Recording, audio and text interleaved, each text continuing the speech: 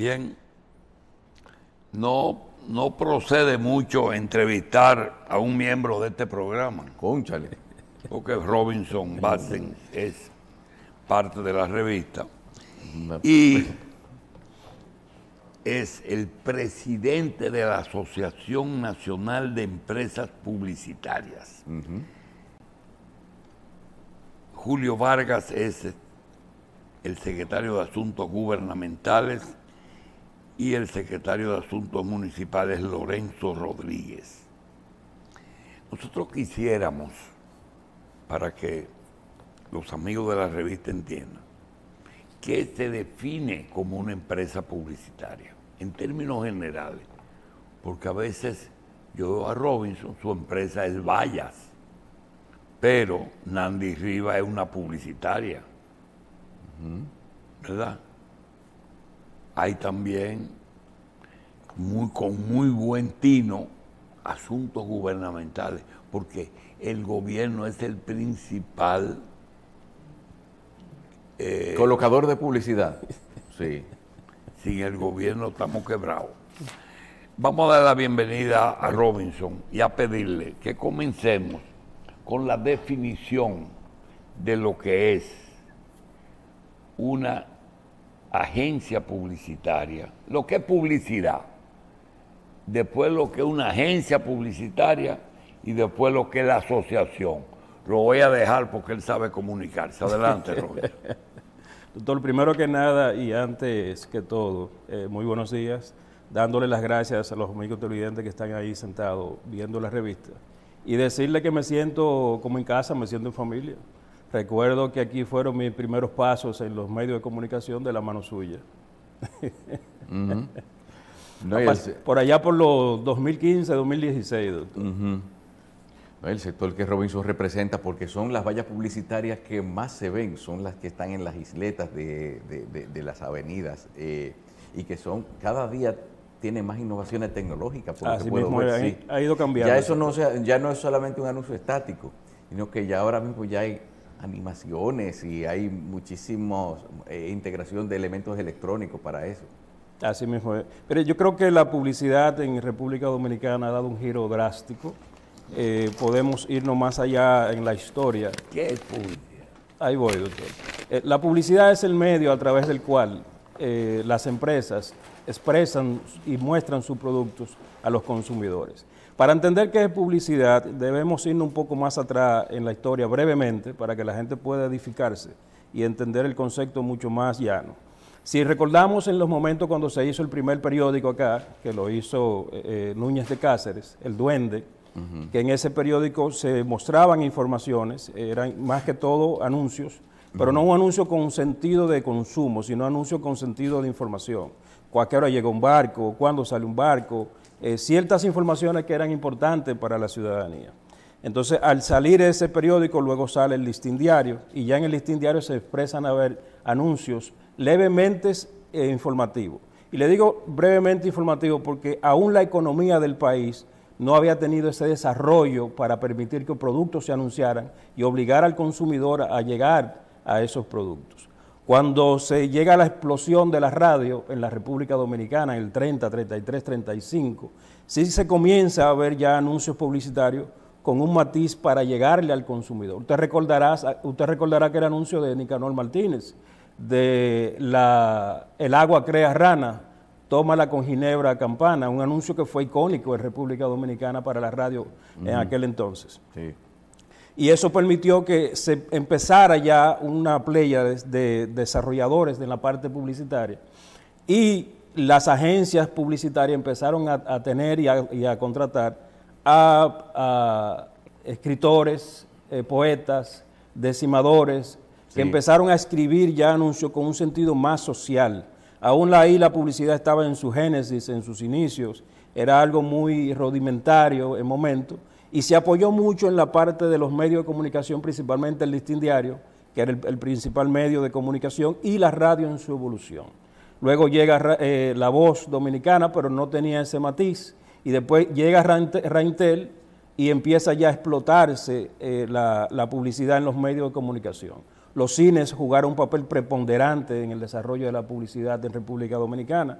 Esos anuncios que hoy la gente ve en los cines antes y siempre se han mantenido en ese mismo matiz y estaban clasificados en los cines de clase alta y los cines de clase media principalmente. Y lo que se hacía era que se escribía un texto de manera rudimentaria a la tecnología de hoy y se mostraba en la pantalla. Luego llegaron unos hermanos cubanos y permitieron que ya hubiera un desarrollo más amplio en el mensaje que se emitía en los cines, y comienza ya a trabajarse más en la parte de la televisión, cuando Reintel introduce su primer noticiero y empieza ya a trabajarse la publicidad. Inclusive aquí el noticiero se pasaba en los cines de manera resumida. El mundo al instante. Sí. Digo, no es que yo era de esa época, sino que en el cine del barrio, para rellenar, ponían alguna cápsula, incluso alguna en blanco y negro, me acuerdo yo, sí. Yo creo que con el apoyo, recordemos algo importante, si no hay desarrollo económico, no hay producto. Y aquí realmente el mercado nacional, en la época de Trujillo, era muy cerrado. Apenas el 30% de las empresas pertenecían a los inversionistas extranjeros, que eran los americanos, el 10, el 15% a los empresarios locales y el resto lo tenía la dictadura. Entonces, usted recordará, doctor, la guerra de las cervezas, que inclusive el mismo dictador sacó 2 marcas de cerveza, que era la Dominicana y la Cibao, que era una cerveza específicamente para el Cibao, y una ya para a nivel global, y era una competencia entre la marca principal del país y esas 2 marcas, que al final desaparecieron, fueron muy efímeras en el mercado. Sí, Licorera La Altagracia, que es una sí. empresa, sí. Pero también, pero este asunto de la publicidad en exteriores, como se está llevando a cabo hoy en día, entonces, ¿a partir de qué momento es que tú empiezas a notar que la gente descubre que se descubre el potencial de las vallas casi al nivel del rostro de los transeúntes? Porque es el lugar donde debió estar desde un principio, porque los anuncios hay que poner donde se ven.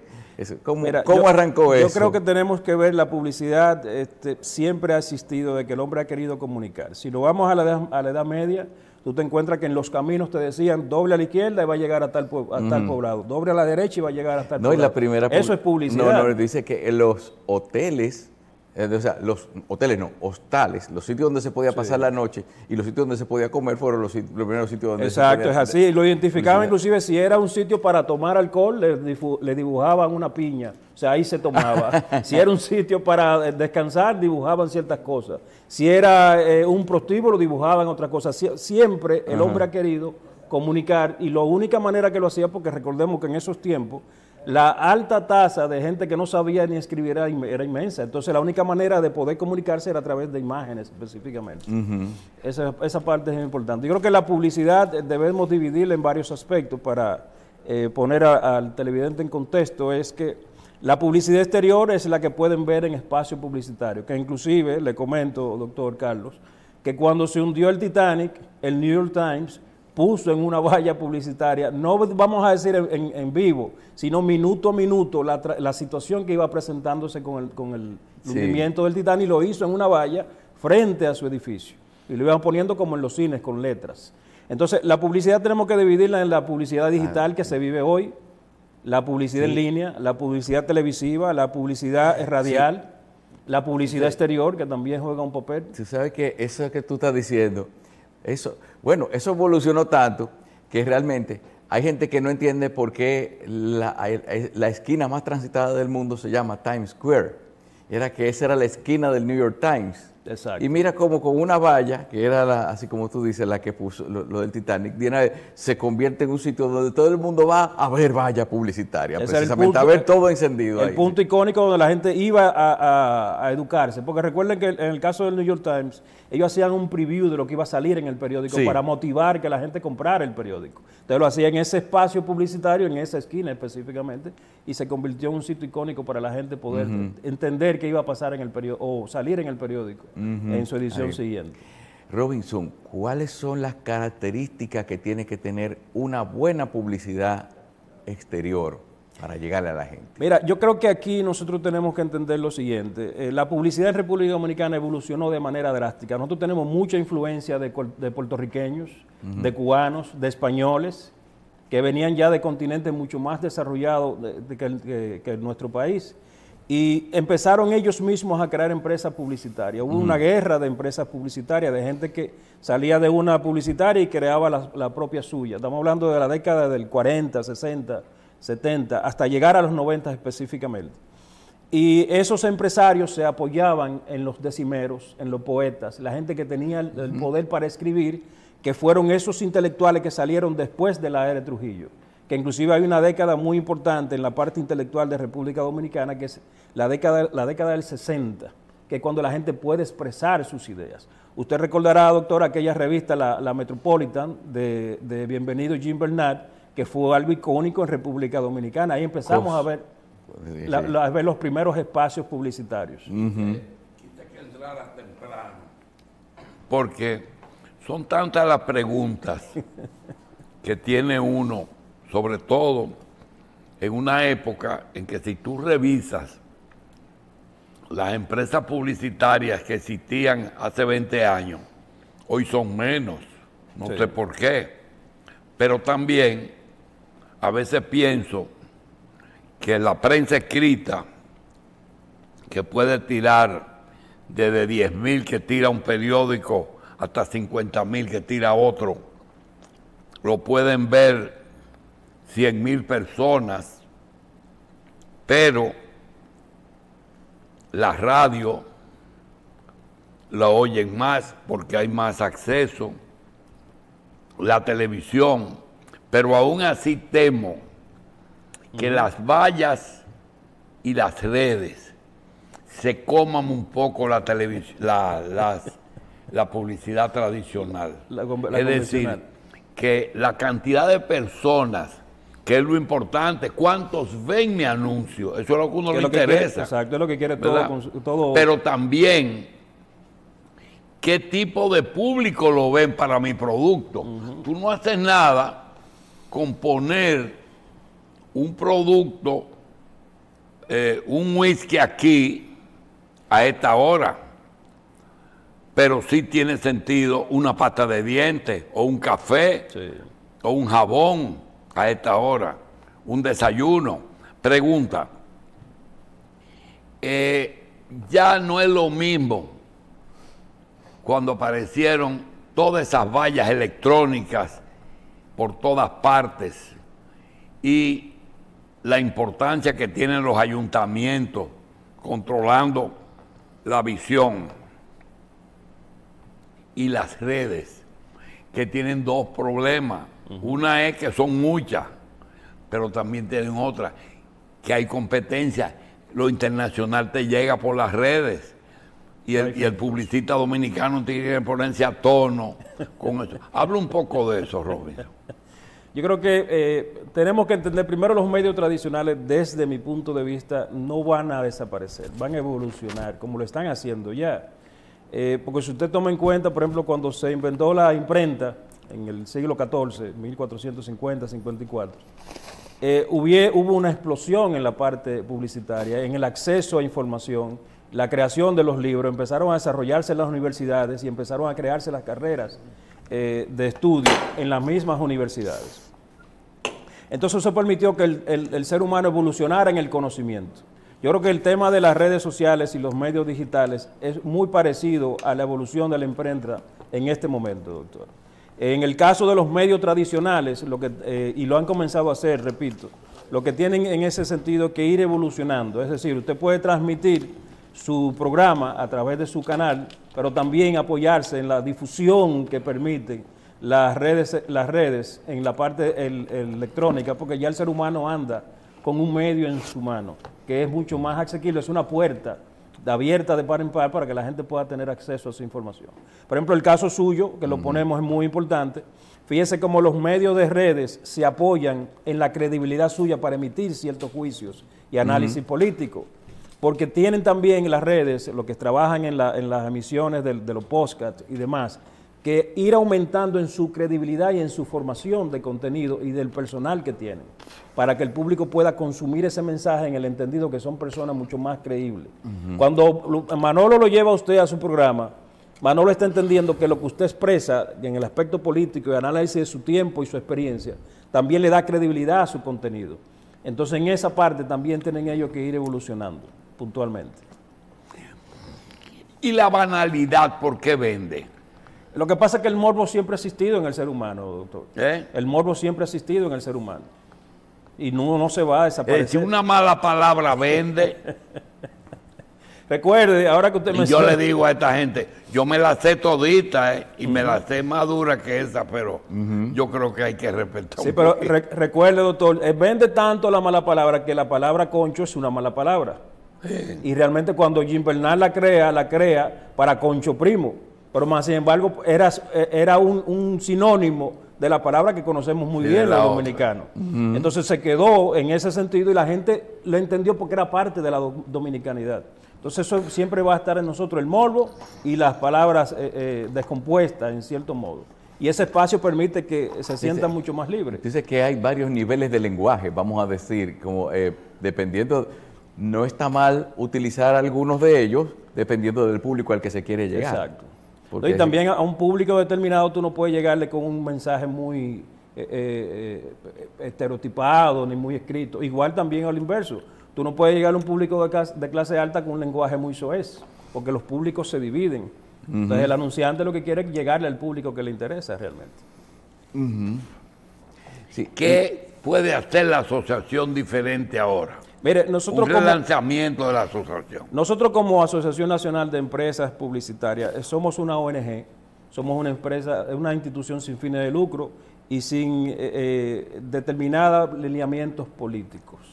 Nosotros en ese sentido... Pero sin fines de lucro, es una asociación de gente, empresarios. Sí, pero la asociación per se es sin fines de lucro y apartidista principalmente. Lo que nosotros buscamos con eso es unificar el sector, permitir que el sector tenga una unificación y que en ese mismo sentido también ir desarrollando el sector de manera mucho más organizada. Nosotros como asociación tenemos 28 miembros a nivel nacional, diseminado en todo el territorio nacional, y esas empresas, bueno, ahí está su amigo Julio Vargas, que es el dueño de Telenor, y una persona que... Ahora, lo más importante para los medios, donde ustedes colocan parte de la publicidad, porque hay vallas que no son en medios, sino en vallas. Nos preocupan dos cosas. Primero, lo que mencionaste, la audiencia. Lo que debe de vender es, yo tengo un producto, quiero que ese producto se venda. Ese producto lo voy a colocar en un medio que vaya al público que me interesa que vaya. Ahora, y a la hora que es. Pero nosotros tenemos un problemita, y es lo siguiente. Si yo hago un comentario y ese comentario no beneficia a un sector, te voy a poner un ejemplo. Nosotros no tenemos anuncio de un fertilizante, porque aquí se dijo una vez que Balaguer dijo, no que nosotros dijimos, que Balaguer dijo que los fertilizantes eran arena que le echaban a las plantas, y más nunca se puso aquí un anuncio. Café está en todas partes, pero una discusión entre el entonces presidente del principal empresa cafetalera y otro empresario, y el hecho de que el otro empresario haya utilizado ese medio, nos proscribieron. Lo vedaron. ¿Cómo esa gente podrían actualizarse y decir, lo importante es que vean mi producto? Bueno, yo creo que los empresarios y las principales marcas han ido evolucionando en muchos aspectos. Yo entiendo que todo empresario debe velar por la parte positiva y el crecimiento de su empresa. Es decir, si un talento, en el caso suyo, de Santiago Matías y los demás, permite que su producto llegue al público que ellos necesitan como marca, como producto, como empresa. Yo entiendo que lo que debe velar en ese sentido es permitir una negociación con ese talento. Ahí tú que Cerveza Presidente y la que hace a los foques se pueden poner en el mismo medio sin problema. Yo entiendo que sí, son públicos que se pueden trabajar, no hay conflicto, ya eso se vivió. Y que el público pruebe y haga lo que quiera. Y aquí hubo una guerra de cerveza, recuerda la cerveza, la Dominicana y la Cibao, también discutían con presidente y se mantuvieron en el mercado y al final terminaron dos desapareciendo y la presidenta manteniéndose en el mercado. Los porcentajes que se pagaban a las publicitarias para colocar son éticos, ¿verdad que sí? No, es un trabajo que se hacía. ¿Verdad? No, y se hace aún, porque ya las publicitarias no solamente colocan, doctor, las empresas publicitarias de colocación de medios hacen estudios de mercado. O sea, ya eso ha evolucionado de manera científica, no solamente el hecho de colocar en este medio y en el otro, sino hacer encuestas, hacer estudios, hacer clasificaciones por producto y grupo de mercado para saber. ¿Y la publicidad política ustedes la incluyen en la asociación? Sí, estos que son politólogos que asesoran políticos y le cobran. Es que la publicidad política es necesaria. Al salir de la dictadura y empezaron a aparecer los partidos, ya todo partido es una marca. Lo que deben es de identificarse como Exacto. Publicitarios. Ya todo partido es una marca. Recuerdo los anuncios del doctor Balaguer. Don Chencho, ¿qué está haciendo? Aquí rompiendo tocones y esperando las elecciones. O sea, esa marca que era ese partido tenía que venderse al público, porque ya era un público más educado, con mayores niveles de escolaridad, que tenía que ser convencido de que ese era el voto correcto, no era lo mismo ya. ¿Y qué pasa? Que el talento publicitario está desapareciendo. No, yo entiendo que no es que está desapareciendo, son más silentes ahora, porque inclusive hay más publicitarias pequeñas y medianas que están de manera soterrada haciendo el trabajo y se apoyan en las grandes empresas publicitarias para hacer las colocaciones. Pero hay muchos jóvenes muy talentosos hoy. Y más ¿Cómo tú quieres que los medios veamos la nueva directiva? Mire, nosotros comenzamos ya a hacer un trabajo, y creo que los muchachos tienen las imágenes ahí, de hacer un trabajo. Esa es la directiva. ¿Qué es eso? Esa es parte de la directiva. Ahí está el doctor Ureña, que es el consultor jurídico. Ahí está Cosme Peña, que es el vicepresidente. Ahí está Wadis Tavera, que es el consultor municipal de la asociación. Ahí está Iván García, que es nuestro consultor empresarial. Y Julio Vargas Hijo, que usted lo puede ver ahí al lado de Iván. Julio. Y esa fotografía que yo vi, pero con paliza en medio, ¿qué es? Ahí voy. Nosotros como asociación comenzamos lo que es el conversatorio empresarial y político. La asociación está haciendo el acercamiento con todos los líderes comerciales, empresariales y políticos del país, con el objetivo de estrechar lazos y crear puentes de comunicación entre esos grupos de intereses y esos líderes de sectores. Ese es un encuentro que sostuvimos con el ministro de la Presidencia, una persona joven, visionaria, entendió y aprovechamos el momento también para expresar los planes nuestros y expresarle que nuestra asociación en un momento determinado necesita el apoyo del gobierno para seguir creciendo. Quisiéramos tener un marco regulatorio y ya tenemos el primer borrador y estamos trabajando en ese mismo tenor. Vamos a ver, ustedes tienen, por la naturaleza del trabajo que hacen, que tener unas buenas relaciones o sí, algún tipo de asociación de negocios con los ayuntamientos. Y quisiéramos saber cómo manejan eso y si en algún momento, por cuestiones políticas, esas instituciones han tenido alguna incidencia en la decisión y el apoyo de cuál es el tipo de contenido que se publica, sobre todo en los tiempos en que los políticos andan buscando espacio público para anunciarse. Es así. Ahí mismo, si me lo permiten, quisiera mostrar una foto que sostuvimos una reunión con el ingeniero Milton Morrison, alguien que realmente en lo personal no conocía, sí, pero me pareció una persona de mucha formación, de principios, de valores. Y recordando que Milton es hijo de un premio nacional de literatura. Sí, sí. O sea, es bastante satisfactorio conversar con una persona de esa estirpe y entender que, como dice el refrán, la manzana no cae lejos del árbol.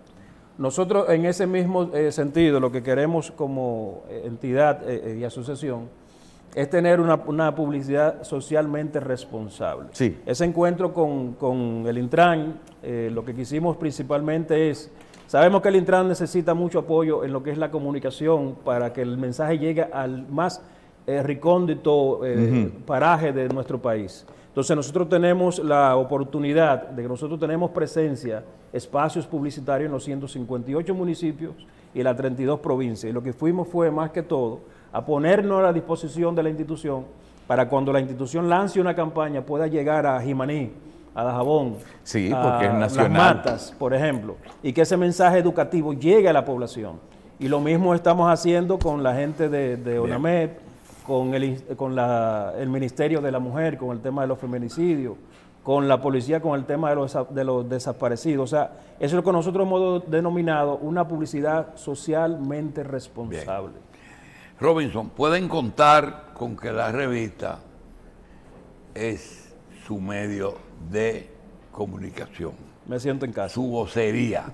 Así que gracias y nos vemos a cada rato. Muchísimas Robinson gracias. Basten, presidente de la Asociación Nacional de Empresas Publicitarias. Julio Vargas, secretario de Asuntos Gubernamentales. Y Lorenzo Rodríguez, secretario de Asuntos Municipales.